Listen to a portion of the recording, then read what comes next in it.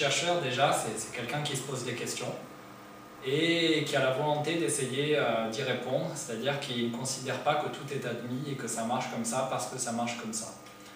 Donc généralement on ne choisit pas forcément dès qu'on est petit d'être chercheur, mais voilà, c'est quand même que dès le début on a une grande curiosité et surtout en fait on se rend compte que c'est super rigolo d'essayer de voir comment les choses marchent, d'essayer plein de choses différentes et c'est presque un jeu et c'est pour ça que les chercheurs souvent, même quand ils sont à la retraite, ils continuent à être chercheurs, donc tellement c'est rigolo.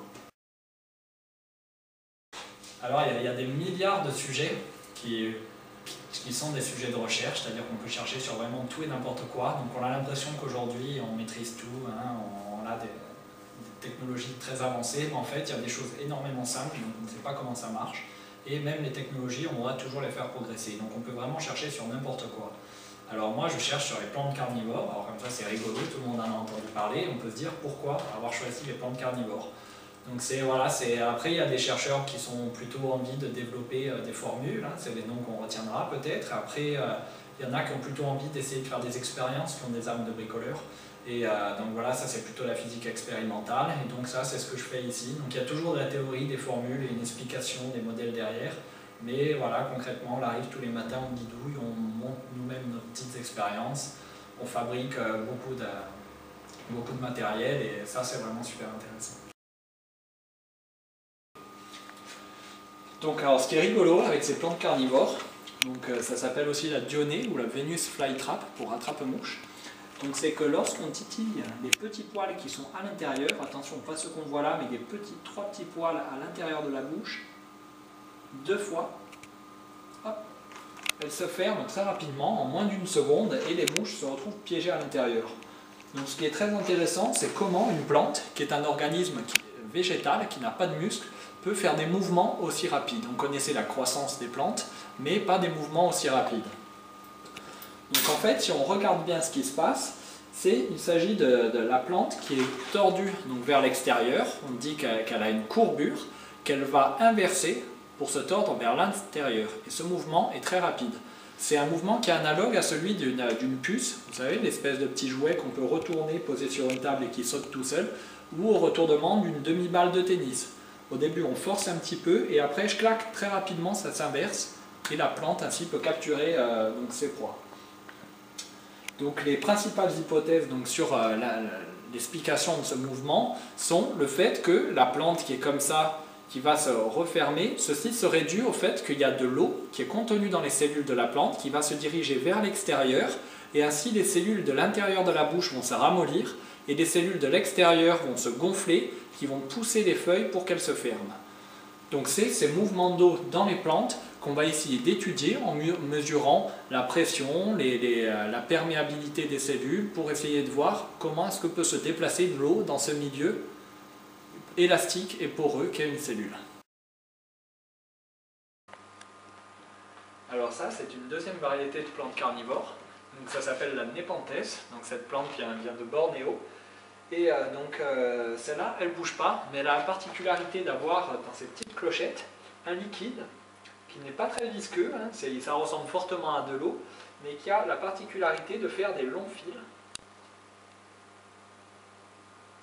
Donc là, hop, il est très fin, donc c'est dur à voir, mais ça peut faire des fils de plus d'1 mètre de long, parce que les molécules qui sont dans ce liquide sont des molécules très longues, elles s'accrochent les unes aux autres, et ça fait ces longs fils, et les parois sont très glissantes sur cette clochette et donc tout ce qui se pose sur le bord va glisser dans le liquide et quand l'insecte va essayer de se débattre pour sortir, ça va faire des longs fils sur ses pattes et il ne va jamais réussir à s'en démêler.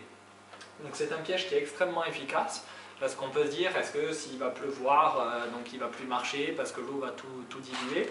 Mais en fait on s'est rendu compte que si on dilue ce liquide jusqu'à 4%, c'est-à-dire qu'on met 4 ml de ce liquide avec 96 ml d'eau, et bien, on a toujours 100% de capture, donc même s'il y a très peu de ce liquide, c'est super efficace. Et ça marche pour tous les insectes, les fourmis, les mouches. Et donc là, par exemple, on peut voir sur cette clochette, donc on a eu récemment une attaque de fourmis, et toutes les fourmis, ce liquide étant un petit peu sucré, se sont précipitées sur la clochette, et donc là, on voit un liquide noir, donc qui est la mixture de fourmis en décomposition, donc qui dure plusieurs semaines.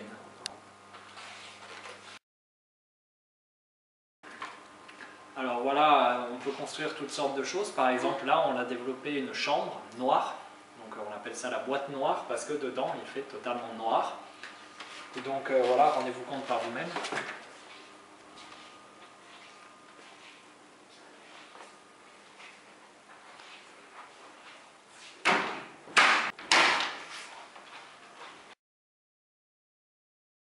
Alors, donc là, pour mesurer la pression dont je vous ai parlé dans les plantes, là ce qu'on va faire, c'est faire des petites aiguilles qui vont nous permettre de rentrer dans les cellules pour voir un petit peu qu'est-ce qui s'y passe. Et donc tout ça, on va le fabriquer ici, juste à côté des plantes. Donc on part de cette petite tige en verre, qui était un capillaire de 1 mm, mais qui est troué, qu'on va disposer dans cette machine, qui est appelée une étireuse, car elle va étirer le verre. Et le tube étant bien serré, on allume la machine, on peut rentrer les paramètres souhaités pour donner la forme qu'on veut à nos pointes.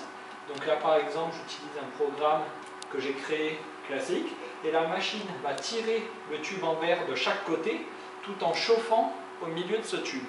Et le tube va donc s'allonger comme un carambar au milieu, au fur et à mesure que la machine tire et chauffe. Donc on peut le voir ici.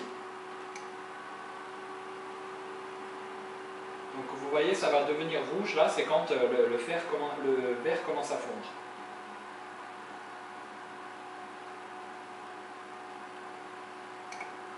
On voit qu'il commence à s'allonger, le tube.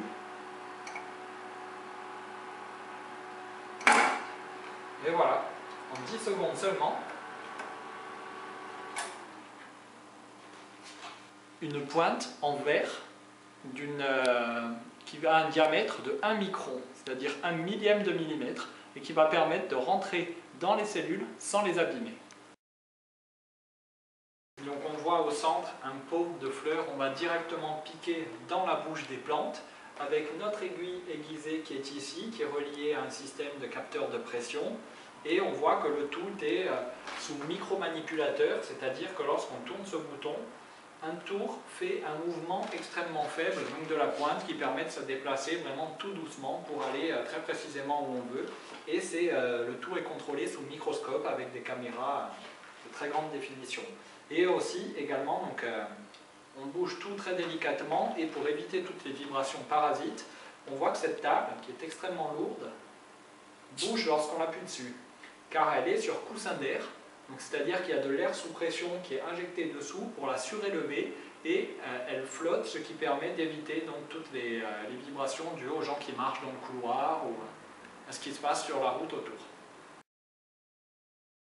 À la recherche, ça a l'air un petit peu loufoque comme ça, c'est de partir un petit peu dans tous les sens, mais voilà, au final, certes, il faut avoir un petit peu l'esprit léger pour pouvoir inventer plein de choses, mais partir vers des endroits où les autres n'oseraient peut-être pas aller, mais au final c'est super important parce que ce qu'on essaye, on est obligé de tenter un petit peu n'importe quoi, parce que la réponse, si on cherche, c'est qu'on ne la connaît pas, donc il n'y a pas un livre où on peut aller chercher pour lire la solution, et donc c'est pour ça qu'il faut tester plein de choses pour après trouver les événements qui pourront être appliqués plus tard par les ingénieurs.